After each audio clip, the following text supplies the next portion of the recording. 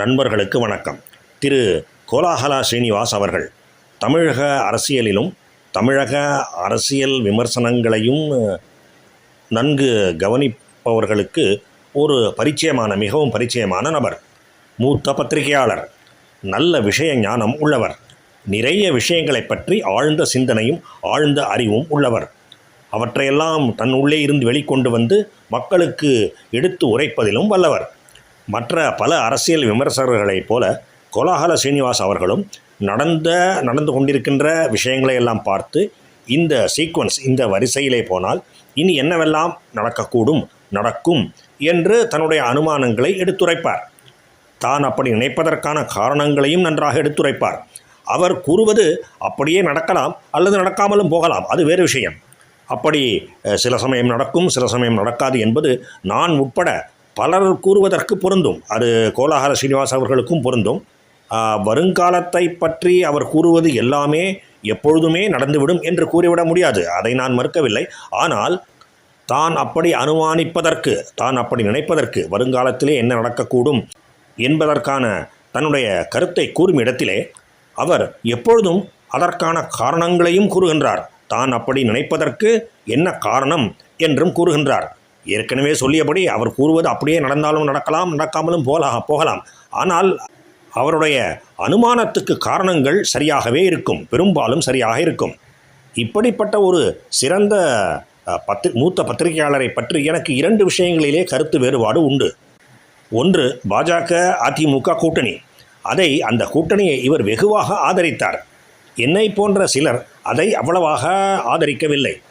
என்னை போன்றவர்கள் அண்ணாமலையின் பக்கம் நின்றோம். அதாவது கூட்டணி தேவையில்லை, பாஜக வளர வேண்டும், அதுதான் மிகவும் முக்கியம் என்று நாங்கள் கருதுகின்றோம். அந்த விஷயத்திலே எனக்கு அவருடன் ஒரு சிறிய கருத்து வேறுபாடு உண்டு. ஆனாலும் திமுகவை வீழ்த்த வேண்டுமென்றால் வேறு வழியில்லை என்கின்ற கருத்திலே அவர் அவ்வாறு ஆதரித்திருக்கலாம். அதை தவறு என்றும் சொல்லிவிட முடியாது. இதை எதற்கு சொல்கின்றேன் என்றால், எனக்கு கோலாஹல ஸ்ரீனிவாஸ் அவர்களின் கருத்தோடு சிறிது முரண் இருந்த போதிலும் நான் சொல்வது தான் சரி, அவருடைய கருத்து தவறு என்றோ, அவருடைய கருத்து தான் சரி, என்னுடைய கருத்து தவறு என்றோ கூறிவிட முடியாது என்பதற்காக இதை எடுத்து கூறுகின்றேன். அவரவர்களுக்கு அவரவர் பார்வை. எனக்கு மாறுபட்ட கருத்து இருந்ததால் அதை எடுத்து கூறினேன். இரண்டாவதாக, கோலாஹல ஸ்ரீனிவாஸ் அவர்கள் மிகுந்த மற்றும் ஆழ்ந்த அரசியல் அறிவு உடையவர். ஒரு விஷயத்தை நன்கு தெரிந்து கொள்வதற்கு அவருடைய பேச்சை கேட்டாலே போதுமானது. ஆனாலும் இவர் தன்னுடைய ஊடகத்திலே அவ்வப்போது இன்னொருவரை விருந்தினராக அழைக்கின்றார். அந்த விருந்தினரோ கப்சா மன்னர் என்றே பெயர் வாங்கியிருக்கின்றார். தான் கேள்விப்படுகின்ற விஷயங்களையெல்லாம், வதந்திகளையெல்லாம் செய்தியாக ஆக்கி கயிறு திரிப்பார்.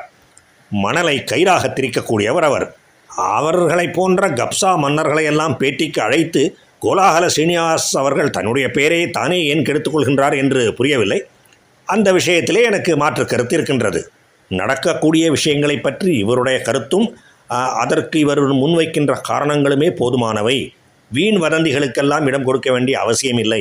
அப்படிப்பட்ட மூத்த பத்திரிகையாளர்களெல்லாம் அழைத்து நேர்காணல் எடுக்க வேண்டிய அவசியம் இல்லை என்பது என் கருத்து. அவ்வளவுதான்.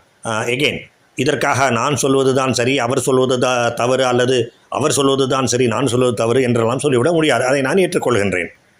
அண்மையிலே கோலாஹல டிவி என்கின்ற சேனலிலே, அவருடைய யூடியூப் சேனலிலே ஒரு வீடியோவை கோலாஹல ஸ்ரீனிவாஸ் அவர்கள் வெளியிட்டிருக்கின்றார்.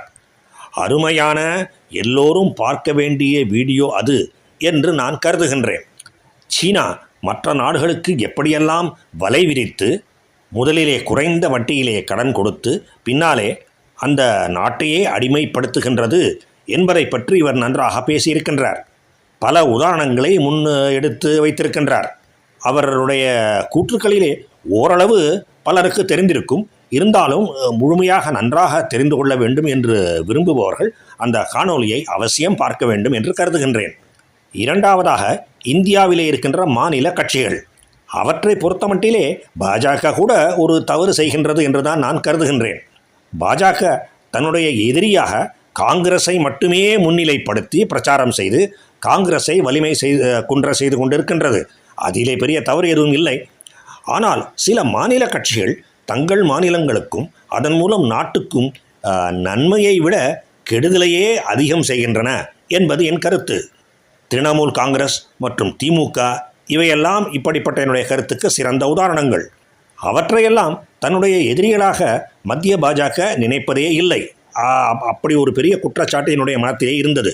ஒரு வழியாக மேற்கு வங்கத்திலே நன்கு கவனம் செலுத்தி திரிணாமுல் காங்கிரஸை அப்புறப்படுத்தி விட்டார்கள். டில்லியிலும் அரவிந்த் கெஜ்ரிவால் அவர்களின் ஆம் ஆத்மி பார்ட்டியை வெளியேற்றியாகிவிட்டது. தமிழ்நாட்டை எப்பொழுது கவனிக்கப் போகின்றார்களோ என்று தெரியவில்லை.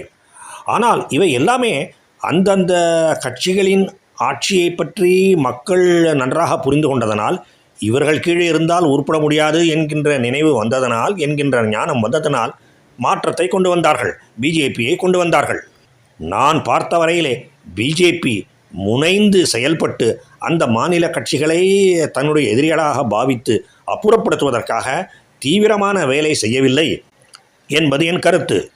இப்படிப்பட்ட ஒரு கருத்தை பற்றி கோலாஹல ஸ்ரீனிவாஸ் அவர்கள் தன்னுடைய வீடியோவிலே எதுவும் கூறவில்லை.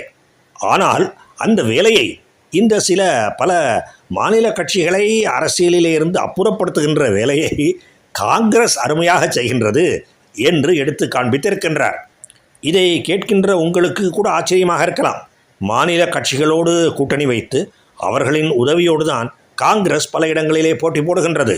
அப்படி இருக்கும்பொழுது மாநில கட்சிகளை அழித்து விட வேண்டும் என்று காங்கிரஸ் நினைப்பதாக நாம் எப்படி நம்புவது? ஆனால் காங்கிரஸ் அதைத்தான் செய்கின்றது என்று கோலாஹல ஸ்ரீனிவாஸ் அவர்கள் நன்றாக எடுத்துரைத்திருக்கின்றார். அதற்கான காரணத்தையும் எடுத்து கூறியிருக்கின்றார். அவர் கூறுகின்ற காரணங்களும் வலிமையாக இருக்கின்றன, லாஜிக்கலாக இருக்கின்றன. அதையெல்லாம் நேயர்கள் தெரிந்து கொள்ள வேண்டும் என்று விரும்புகின்றேன். அவர் தன்னுடைய வீடியோவிலே கூறிய எல்லா விஷயங்களையும் அப்படியே நான் இங்கே எடுத்து கூறிவிட முடியாது. அது ஸ்டிக்கர் ஒட்டுவதைப் போல ஆகிவிடும். அதனால் அவருடைய வீடியோவை இந்த வீடியோவுடன் இணைத்திருக்கின்றேன். எல்லோரும் அந்த வீடியோவை பார்க்க வேண்டும் என்று பரிந்துரை செய்கின்றேன். இப்பொழுது உங்கள் திரையிலே அந்த வீடியோவை கொண்ட ஒரு சிறிய பெட்டி தோன்றும். அந்த பெட்டியிலே கிளிக் செய்தீர்கள் என்றால், அல்லது அந்த பெட்டியிலே விரல் வைத்து அழுத்தினீர்கள் என்றால், கோலாஹல ஸ்ரீனிவாஸ் அவர்களின் அந்த வீடியோவை பார்க்கலாம். அவர் என்ன கூறுகின்றார் என்பதை கேட்கலாம். வாழ்க பாரதம். ஜெய் ஹிந்த்.